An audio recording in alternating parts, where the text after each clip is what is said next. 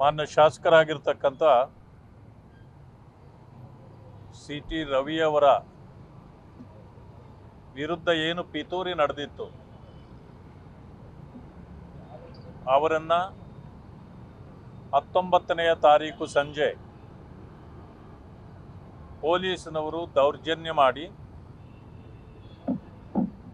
Arrest ಮಾಡಿ ಹಿಂಸಿಸಿ ಖಾನಾಪುರ ಸ್ಟೇಷನ್ಗೆ ತೆಗೆದುಕೊಂಡು ಹೋಗಿ ಮಧ್ಯರಾತ್ರಿಯವರೆಗೆ ಅರೆಸ್ಟ್ ಮಾಡಿದ್ದೇವಾ ಇಲ್ವಾ, ಏನು ಕಾರಣಕ್ಕೆ ಮಾಡಿದ್ದೇವೆ ಎಂತಕ್ಕಂಥ ಯಾವುದೇ ವಿಚಾರವನ್ನು ಬಹಿರಂಗಪಡಿಸದೆ ಕೊನೆಗೆ ಅವರನ್ನು ನಮಗೆ ಯಾರಿಗೂ ಸಿಗಿಸದೆ ರೀತಿಯಲ್ಲಿ ಒಂದು ಸ್ಕಾರ್ಪಿಯೋ ವ್ಯಾನ್ನಲ್ಲಿ ಹಾಕ್ಕೊಂಡು ಸುಮಾರು 4 ಜಿಲ್ಲೆಗಳಲ್ಲಿ ಸುತ್ತಾಡಿಸಿ ಕಬ್ಬಿನ ಗದ್ದೆಗಳಿಗೆ ಕರ್ಕೊಂಡು ಹೋದ್ರು, ಕ್ರಷರ್ ನಡೆಸ್ತಕ್ಕಂಥ ಜಾಗಕ್ಕೆ ಕರ್ಕೊಂಡು ಹೋದ್ರು. ಎಲ್ಲ ಯಾವ ಕಾರಣಕ್ಕೆ ಮಾಡಿದ್ದೀವಿ ಅಂತ ಇದುವರೆಗೂ ಕೂಡ ತಿಳಿಸಿಲ್ಲ. ಆದರೆ ಅವರಿಗೆ ಅಪಾಯ ಇದೆ ಅಂತಕ್ಕಂಥದ್ದು ಗೊತ್ತಾದ ಮೇಲೆ ನಮ್ಮ ಎಲ್ಲ ಹೋರಾಟ ಆಯಿತು. ಜೊತೆಗೆ ಕೋರ್ಟ್ನಲ್ಲಿ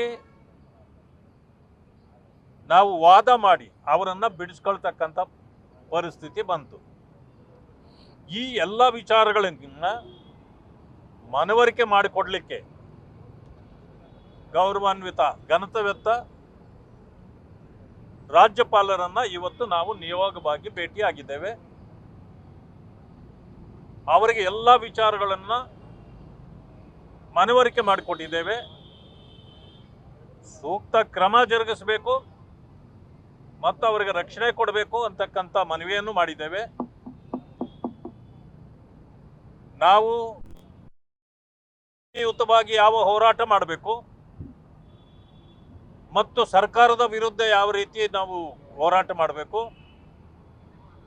ಅಂತಕ್ಕಂಥದ್ರ ಬಗ್ಗೆ ಮುಖಂಡರುಗಳೆಲ್ಲರೂ ಸೇರಿ ಚರ್ಚೆ ಮಾಡ್ಕೊಂಡಿದ್ದೇವೆ. ಮತ್ತು ಡಿ.ಜಿ. ಅವರನ್ನು ಕೂಡ ಭೇಟಿ ಮಾಡ್ತಕ್ಕಂಥದ್ದು ಮತ್ತು ಸೆಕ್ರೆಟರಿ ಆಗಿರ್ತಕ್ಕಂಥ ಮಹಾಲಕ್ಷ್ಮಿ ಅವರನ್ನು ಕೂಡ ಭೇಟಿ ಮಾಡ್ತಕ್ಕಂಥ ಕೆಲಸವನ್ನು ಮಾಡ್ತೇವೆ.